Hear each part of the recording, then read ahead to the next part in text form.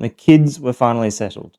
The kitchen was clean, you'd done the yard work, you'd been moving since 6 in the morning, and now there was nothing left to do. And for the first time all day, you sat down to treat yourself with a cup of coffee and one of those chocolate-coated Scotch biscuits that you like. A small reward for all the hard work. Just a single moment of doing something nice just for you. Then she walks past. She doesn't say anything at first, she just looks at you with that contempt you so often recognize. Then you hear the exasperated sighs, and then the words. Treating yourself, are you? Of course, you've got time to relax. You were up before you knew you had moved, finding something to do, something visible, something that proved you were not what that look said you were. Meanwhile, she sat down on the couch, turned on her show, and you stood in the kitchen wiping a bench that was already clean, feeling like a selfish piece of shit for having sat down for 3 minutes. You didn't just put the coffee down, you felt ashamed for having tried to enjoy it. The small reward, a simple coffee and biscuits, became evidence of something wrong with you.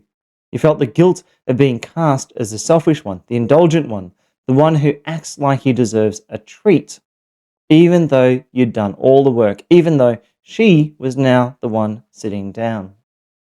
In today's episode of the Blueprint of Family Violence Against Men, we're going to talk about a tactic that teaches you to feel morally defective for experiencing happiness. That's inducing guilt for joy. We'll look at how this tactic works and why it lands so effectively on men. Then we'll walk through 4 ways it operates. We will start with productivity guilt, where moments of joy are used as signs that you are lazy. Comparative guilt, where her suffering invalidates any positive state you might have. Disloyalty guilt, where your happiness becomes proof you don't care. And character guilt, where your playfulness and lightness are treated and attacked as immaturity and embarrassment. And we'll close with a simple framework called the Emotional Ownership Framework, a framework I created to help you distinguish between feelings that you genuinely should feel versus ones that have been instilled on you by your abuser. For those of you who are new here, this is Stand Again, a lived experience platform for male victims of family violence. Abuse is not limited to one gender, but this channel focuses on the male perspective because it is so often dismissed or misunderstood. I need your help to make this channel grow. If this content helps you, please like, subscribe, and add the words Stand Again into the chat. Those 2 words not only help a victim of family violence find their words, but it also tells the YouTube algorithm that this topic matters. Let's start with the definition. So, inducing guilt for joy is a tactic that makes your happiness feel like it's a moral failure. Anytime that you laugh or rest or play or prioritize your needs, it's framed up as selfish or immature or irresponsible. Your lightness will get punished. Your rest is resented. Your fun is mocked or reframed as evidence that you're failing as a partner or as a man. The tactic doesn't just punish joy. It instead attaches the punishment to your character. You didn't just do something wrong. You are something wrong when you feel joy. The mechanism here is a consistent pairing. Every time that you feel good, something bad follows. So it might be a comment, a tone, a withdrawal, or an accusation. The pairing happens often enough that your brain links the two. Positive feeling, then negative consequence. But this goes beyond punishment. The punishment is framed as though it's deserved. You weren't just attacked for feeling good, you were taught that feeling good revealed something broken in you, like you're selfish or lazy or childish or even cold. The guilt attaches to who you are, not just what you did in the time. This serves a function. Joy is autonomous. It belongs to you. When you feel happy, especially about something she didn't provide or approve of, you're demonstrating that your part of your emotional life exists outside your abuser's control. For an abuser, that's threatening. If you can generate your own positive states, then her grip on your inner world loosens. So she makes your joy feel expensive. She teaches you that your happiness hurts her, burdens her, insults her. So she positions your positive actions or emotions as an act of harm. And because you don't want to be the kind of man who hurts your partner, you start managing your own joy before she has to. There's also an asymmetry here, which is part of the design. She can rest while you work. She can watch her show while you clean the kitchen. She can take time for herself without any explanation or justification. But the moment you sit down and treat yourself, you're recast as lazy. The moment you take a break, you're selfish. The rules typically apply in one direction only. And if you point that asymmetry out, you're told you're keeping score, you're being petty, you're making everything into an argument. The asymmetry is enforced and then made invisible. For men in particular, this tactic lands on prepared ground. Men absorb early the message that their value comes from what they produce, protect, and provide. Joy is indulgent. Rest is earned, not given. A man who feels good while work remains undone is failing at his fundamental purpose. By the time most men reach adulthood, they already carry a quiet suspicion that their happiness is less important than their usefulness. When she tells him his contentment is laziness, his laughter is immaturity, his relaxation is selfishness, she's echoing what he already half believed about himself. The tactic works quickly because that soil was already tilled. There's also a deeper layer here. Men are conditioned to believe their needs should come last. So wanting time, rest, pleasure, these feel like taking something from others. His needs are supposed to be smaller, quieter, more easily deferred. So when his happiness is framed as selfish, the accusation doesn't sound unreasonable. It sounds like something he should have already known. He was already half guilty for wanting to feel good at all. So her accusation just confirms what he suspected, that prioritizing his own emotional state makes him a bad partner, a bad father, or a bad man. The result is a man who becomes suspicious of his own positive emotions. He catches himself before he smiles. He double checks his expression before walking into the house. He feels a flicker of happiness and immediately braces for what's coming. The guilt doesn't require her presence anymore. It runs on its own. Her voice has become internal. And eventually he starts punishing himself for moments of joy before she even has to. That's the heart of this tactic. It's not just that joy is punished. It's that joy becomes evidence of a defective character. And once you believe that, you don't need her to police you because you'll do it yourself. Let's now step into the 4 distinct patterns you find with this tactic. Each one attaches guilt at a different source of joy, and each one teaches you that your happiness reveals something wrong with who you are. The first is the most common, which is productivity guilt. Productivity guilt frames your enjoyment as a form of moral failure. Any moment you spend savoring something like a coffee or a meal, or even just a few moments of stillness, becomes evidence that you are selfish or indulgent or failing as a man. The accusation is not just that you're resting, the accusation is that you're enjoying it, that you had the audacity to treat yourself, that you acted like you deserved something pleasant. The asymmetry here is typically total. She can sit with her coffee, she can enjoy her show, she can take a bath, scroll her phone, savor a glass of wine, but the moment you try to enjoy something, you are the problem. You hear things like treating yourself again, or must be nice to just sit there without a care in the world. The lines don't need to be true. She could be relaxing on the couch while you've been working all day, and you will still hear it. Truth is not the point. The point is to contaminate the pleasure you feel, to remind you that any enjoyment you take will be held against you. The policing here is typically quite constant. A look when you sit down with a snack, a scoff when you pour yourself a drink, a passive-aggressive comment wrapped in, I'm just joking, or living the dream, aren't we? And if you push back, you're framed up as overreacting. God, I didn't say anything. You're so sensitive.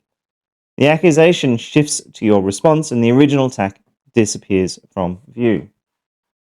For men already taught that their value lies in output, this pattern is devastating. He already suspected that enjoying something meant he hadn't earned it yet, and she just confirms it. And because the provider role has no natural endpoint, there is always more that can be done. She can always find something unfinished to prove his pleasure was premature, his enjoyment never earned, his reward never justified. He's supposed to keep producing until she decides he's allowed to feel good. The internalization of this runs very deep. You can't enjoy anything even when you are alone. You feel guilty reaching for even a biscuit. You rush through a coffee instead of savoring it. You find yourself unable to sit with something pleasant without scanning for what you should be doing instead. The pleasure gets swallowed before it can be tasted, and even when she's not there, her voice is. And it asks the same question every time. Who do you think you are, enjoying yourself? Eventually, you stop treating yourself at all. The guilt stays in your body even when she's not watching. You've accepted the premise. Your enjoyment is theft. Any moment of pleasure is a moment stolen from what you should be doing. And a man who steals pleasure is exactly the kind of man she told you that you were. The next type is comparative guilt. Comparative guilt makes your positive emotional state an offense against her negative one. So if she's struggling and you're not, your happiness becomes cruelty to her. Your contentment while she suffers is framed as you being cold, callous, or just fundamentally lacking of care. The guilt attaches to what your emotional state reveals about your empathy. The mechanism turns the relationship into a suffering contest. She is always more tired, more stressed, more overwhelmed. And because her pain is positioned as more valid, yours becomes invisible. You can't mention your exhaustion because hers is already worse. You can't ask for support because she needs it more. There's no room for both people to struggle. Only one person is allowed to hurt at a time, and it's never you. The attacks are often small but relentless. You sit down after a long day and you might hear, must be nice. A single phrase. Sometimes it comes with a long exhale or a pointed look that says everything she doesn't need to. That you're lazy, that you're selfish, that while she's carrying the real weight, you're sitting around. You try to explain, to list what you've done, to point to the effort you've been pouring in. It doesn't matter. Her pain always outweighs yours. Her contribution is always heavier. Yours barely registers. For men to condition to believe their exhaustion doesn't really count, to muscle through, this pattern lands hard. His tiredness is different from her tiredness. His stress is not valid. He can take it. So when she positions her burden as heavier, he doesn't question the comparison. He accepts that his positive state is inappropriate given her pain. He feels guilty for being okay. And somewhere in all of that, he starts to believe he doesn't deserve joy. That maybe he really is the selfish one. That his joy really is a crime against her suffering. The result is a man who stops feeling joy. He feels guilty for having energy for things that make him happy. Who hesitates to mention his own struggles because he knows that they don't matter. He hasn't avoided responsibility. He was avoiding the punishment. And the guilt settled into his body until he stopped knowing how to feel joy at all, until lightness itself started to feel dangerous. The next one is disloyalty guilt. Disloyalty guilt frames your happiness as proof that you just don't care enough. If you can feel joy, you must not be thinking about the problems. If you're content, you must have forgotten what really matters. Your positive emotion becomes evidence of insufficient investment in the relationship, in the family, or in her. The logic is explicit. If you truly cared about what we're going through, you wouldn't be able to feel happy right now. Your laughter shows your priorities. Your lightness reveals your lack of concern. A man who really loved me wouldn't be capable of joy while things are this hard. The accusation arrives in moments of ordinary happiness. You might, for example, come home after a long walk and hear, "Wow, you seem great. Must be nice not to really care about things." Or you laugh at something and you get, "I'm sitting here all upset and you're just laughing." You enjoy playing with your children, and then later on you hear, "Clearly, I'm the only one who's bothered about any of these things." The message beneath each one in this is the same. Your happiness is a form of betrayal.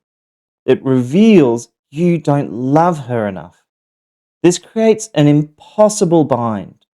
You cannot be both happy and caring simultaneously. The two are positioned as incompatible. To demonstrate sufficient love, you must remain troubled, serious, weighted by concern. Any positive emotion breaks that contract. It proves that you've checked out or you've moved on or stopped taking the relationship seriously. The internalization here is very insidious. You start catching yourself before you smile. You double check your expression before walking into the house. If you have a good moment, like a laugh with a friend or a second of lightness, you rehearse how to handle it or bury it entirely because you know the look you'll get if you appear too happy. Eventually, you stop seeking those moments altogether. You start believing that joy makes you a bad person. That if you were really loving, really present, really kind, you wouldn't be able to feel anything other than sorrow. And the deeper you fall into that belief, the harder it becomes to tell where your actual emotions end and her narrative of you begins. You've learned that the only acceptable emotion to register is one calibrated to her suffering. The last one I'm going to talk about today is character guilt. Character guilt attacks your playfulness, spontaneity, and lightness as a fundamental flaw in who you are. It's not that this moment of joy was inappropriate, it's that your capacity for being silly or enthusiastic or even play reveals you as a person to be immature, embarrassing, and incapable of being taken seriously. This goes deeper than context specific guilt like the earlier ones. It shames the part of you that naturally generates lightness. Your humor becomes proof you lack depth. Your playfulness with the kids becomes evidence you never grew up. Your enthusiasm about interests becomes fixations that real adults do not indulge. The thing that makes you feel alive becomes evidence that something is developmentally wrong with you. The attack targets spontaneous positive expression. Excuse for the slip there. You make a joke and you get an eye roll. You get excited about something and hear, "God, you're such a child." You act silly with your children and later hear, "They don't need more children in the house." The message is consistent. Your lightness is a liability to your character. Real men don't play. Real men don't get silly. And if you do, you're embarrassing. And she's the one who has to put up with you. The shaming can extend into gendered territory. If you sleep in, you hear sleeping beauty. If you're unwell, you hear it's a man flu, delivered with a smirk. If you take a long bath, it's, "Want me to wax your legs too, princess?" These are not jokes. They're corrections, they're warnings. They're reminders of what you are and are not allowed to be. Any sign of softness, self-care, vulnerability is weaponized as evidence that you're not a real man. The reshaping happens gradually. You begin holding back laughter, second-guessing lightness, dulling the edges of your personality. Even when she's not in the room, you can hear the mockery in your head. You start policing yourself for softness. You anticipate the ridicule before it happens, and eventually you stop showing any sign of being playful at all. What makes this character guilt is that the flaw is positioned as intrinsic to you. This isn't about one moment being inappropriate. It's about who you are being inappropriate. The message is the real you, the playful, silly, and enthusiastic version of you, is not acceptable. That person needs to be hidden, managed, and eliminated. And you start to feel shame about the parts of yourself that feel most alive. Your lightness becomes something to apologize for. You weren't just being silenced, you, I'm afraid, were being reshaped. So, what do when you're feeling emotions attached in such a way that they're not genuine to the moment from which you're in? And I developed a framework that might come in handy for you, which is called the Emotional Ownership Framework. It's a framework that just has a set of 5 questions, and it's designed to help you just query or at least tell the difference between an emotion that you're feeling at the time and go, is this emotion something that was installed into me by an abusive person? Or is this an emotion, such as guilt, that I've actually genuinely earned? So if it was something that was installed, then I need to make the steps to start to pull that back. If it's something I have genuinely earned, then I need to explore my actions and go, well, I did something I should be feeling guilty for. I should react and respond accordingly. So I'm going to step through the emotional ownership framework. If you want to see the set of 5 questions, they're up on the website, which is www.standagain.com.au. But let's step it through. So when a feeling arrives, especially something like guilt, and it's attached to a positive feeling, you need to work through these questions. First question is, what am I feeling right now? So you, for example, here, and there's a moment of happiness and lightness and joy, but you're feeling guilty. So you've got to name it very precisely. Am I feeling guilt? Am I feeling shame? Am I feeling anxiety? Am I feeling dread? Or am I feeling all 4? And the more specific you can be, the more clearly you can start to see what's actually happening. So then ask yourself a second question. So, question 2, why is this feeling so strong right now? So, is it echoing something from my childhood? Is it from the previous relationship or the current relationship I'm in? Is it a message that I've absorbed long before she arrived? So sometimes guilt, especially things around productivity guilt, might be triggered. And you'll go, okay, I'm feeling guilt because I feel like I should be productive right now. So knowing the source helps you see whether the feeling belongs to this moment or it belongs from somewhere else entirely. The third question you want to ask is, how was I made to feel this? So was this emotion triggered by something I said? Is it something I did? Or is it something I withheld? Or was it manufactured? So trace it back. This is root cause analysis. Trace it back. What happened right before the guilt arrived in this moment that should be joy? Was it a comment from my partner? Was it a look? Was it a tone? Was it a sigh? Name the mechanism that converted or induced the guilt for the joy. And seeing how that feeling was produced begins to separate you from it. Then the fourth question, and this is very important when it comes to coercive control: who benefits from me feeling this way? So, for example, does this guilt stop you from setting a boundary? Does this guilt keep you working and performing and apologizing? Does this guilt keep somebody else in control? If the guilt serves somebody else's interests more than your own well being, that's information that you need to be aware of. And it helps you take, again, another step further away from that guilt. Then the last question to ask is, so should I really be feeling this? Is this guilt really mine, or was it planted? Did I actually do something wrong here? Or has my joy simply been made to feel wrong? So should I really be feeling this? So here you really start getting into this detachment from the induced guilt for the joy. So you don't have to resolve everything in the moment. So if you're right in the moment and you have these questions that pop up in your mind, you can't quite get to a resolution, that's okay. Yeah. The framework is about building a habit of questioning where induced feelings are coming up, such as guilt, rather than just automatically accepting it.